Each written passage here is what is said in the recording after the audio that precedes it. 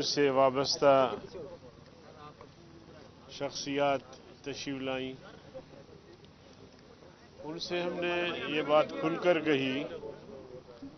کہ آپ کو بہت ہی جلدی ہے، ہمیں اب تک وہ ڈرافٹ نہیں ملا، ہمیں اب تک وہ بل نہیں ملا جو آپ کا ترمیمی بل ہے، تو جب ہم بل نہیں دیکھیں گے، جب اس کو ہم پڑھیں گے نہیں، جب ہمیں شرح صدر نہیں ہوگا تو ہم کیسے ووٹ دے سکتے ہیں؟ اس لیے آپ اس کو ڈیلے کریں، پیش نہ کریں اس کو، تاکہ ہم اس کو پڑھیں